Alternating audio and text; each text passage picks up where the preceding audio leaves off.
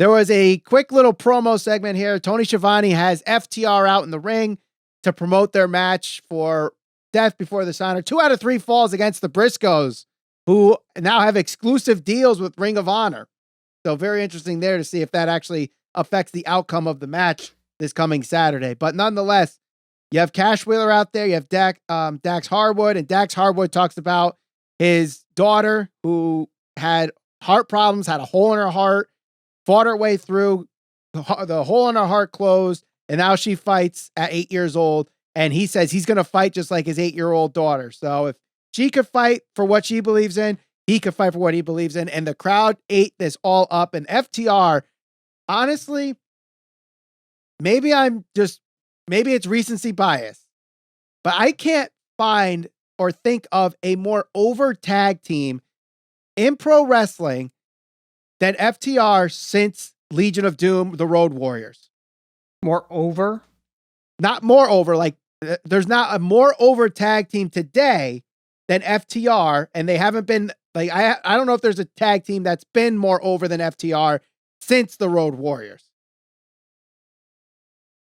You wouldn't think the Hardys?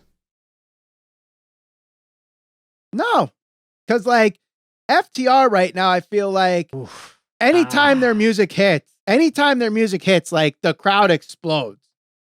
Like they get probably the loudest pop of the night, singles wrestlers, tag teams, whatever. They get huge pops. Yeah, and you know what? Now that you say that, because I'm kind of basic. Well, I don't think you're wrong for putting them in the conversation. And if they were to make a return, like the Hardys made that return at WrestleMania, they would get very much the same response the Hardys got that night. So, right, they're definitely up there for sure, without a question of a doubt. They're definitely at another level right now. And depending on what you think about how they've been booked, some may argue that they haven't been booked to their full potential, but I think that's going to change very, very, very soon.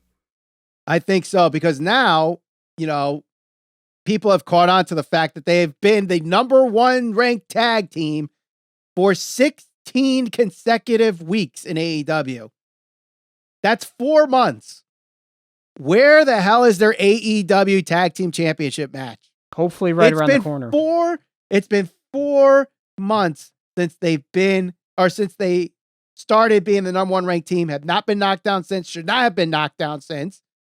And no tag team championships. Why do these rankings matter?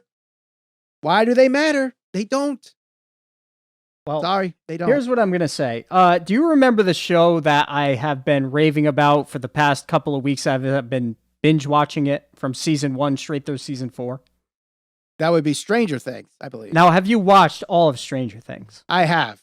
Okay. And there was a point in this season 4, which, mind you, if anybody has not finished watching it, you have to pause this or skip it right now, because I'm going to give some spoilers here.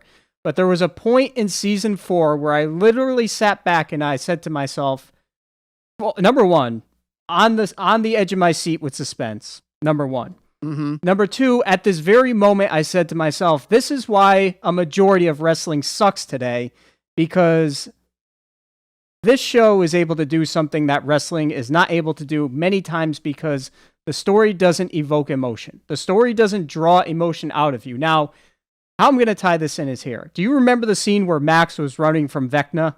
Yes. And the song was playing, and you didn't know if he was going to catch her. You didn't know if she was going to get killed. You didn't know what was going to happen. Right. But you were so invested in the characters in that show that, unless you didn't give a shit about it like I did, that you were hoping and praying that she was going to make it out alive. At least that's my thought.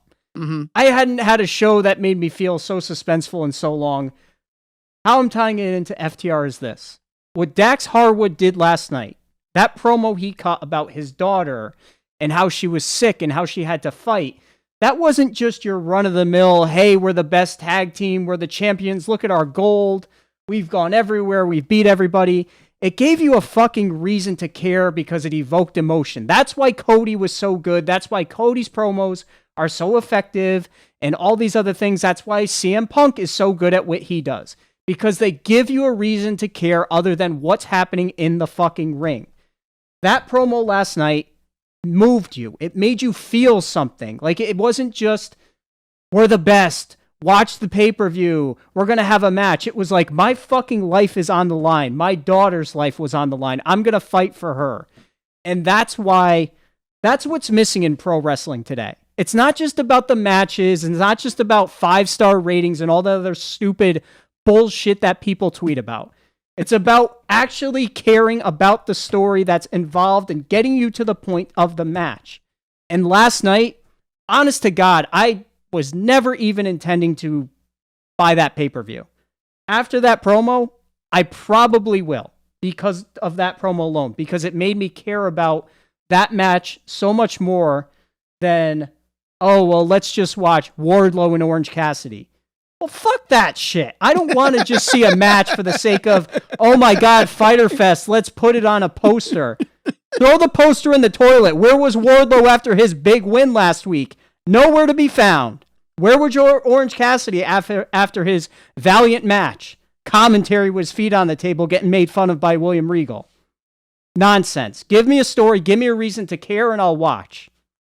That's the end of my rant for the week.